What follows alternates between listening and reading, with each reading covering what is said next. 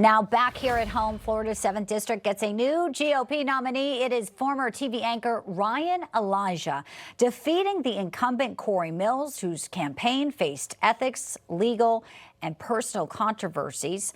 After Elijah's victory there, President Trump writing on Truth Social, "I told Congressman Corey Mills of Florida, a friend of mine, to get out of the race, but he wouldn't listen. He thought he could win, so who can blame him? We now have a great candidate, Ryan Elijah, running in his place. Ryan stands for everything MAGA and is respected by all. He has my complete and total endorsement." And Ryan Elijah now joins us here to discuss what is next. Good to see you, Ryan. Welcome in. Wow. What a few busy hours for you. You win, and then you get that from the president. Everything MAGA, full endorsement. What's going through your mind as all of this is happening?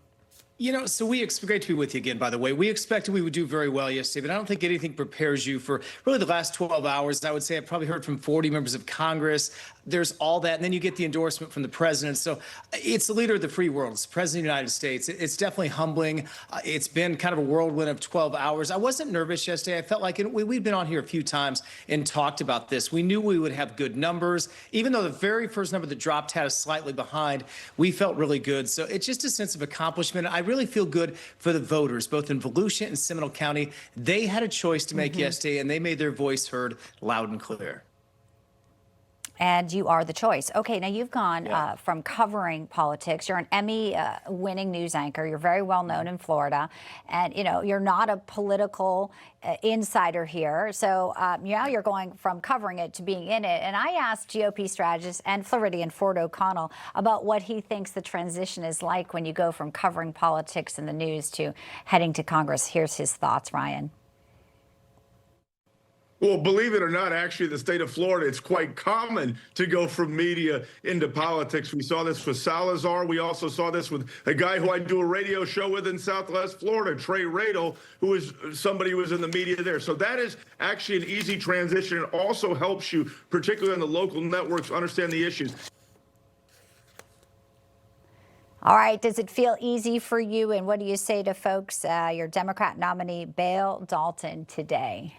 I would say it feels natural. It's just, look, we represent people in the news business, and communication is a big thing. Former Congressman Rick Keller said, "I'll be one of the best communicators day one of Congress." I think that's the message. A lot of us have our positions, but you have to communicate that. You have to go on different networks, some friendly, some not so friendly, to communicate those ideas. So I think it helped me when I was out and about, not only being able to use the media to get my message out, but just to communicate with people individually, to make sure they're understanding where you are in a position. So yeah, communication was huge for us. It feels very natural for me. And I just have always thought that I had that skill set to make this move into politics. So 4 months into this, it feels great.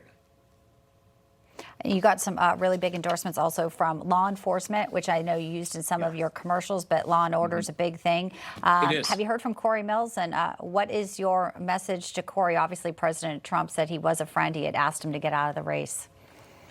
I have not heard from Corey. So we obviously knew each other before he got in there, or before I got in the race. We talked about it earlier. We had a few exchanges back and forth, and really things got quiet the last few days before the election. So I did not hear from him last night. I may reach out to him. I certainly want to give him some time to absorb this. And look, you have to give, you talk about sports, you have a 24-hour rule to win or lose. So, I would like to think that we have some communication there. It was a hard race, though. It was kind of a bruising primary, and we've seen that a lot. Although in person, sometimes it's worse on X and it's worse at the debates, because we were both at the same polling site. And this happens a lot, Bianca. I think this was about 4 days ago, and my son was there, and him and my son talked for 10 minutes. So sometimes it looks worse than it is, but there's no question. We had some differences on this. And, I think that's how a primary plays out. And then you have to get everybody back together. We saw it in the Florida governor's race, and they'll have to do it there. And we'll have to do that in this race as well. The people that voted for your opponent, you've got to bring them back into the party and get ready for the big fight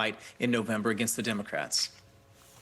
That's coming up fast, quick, and before you know it. Ryan Elijah, congrats on your win. We hope you come back and join us again as we head to the midterms. Thank you.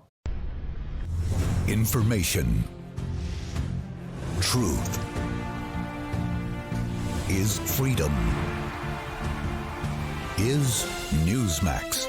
It's real news for real people.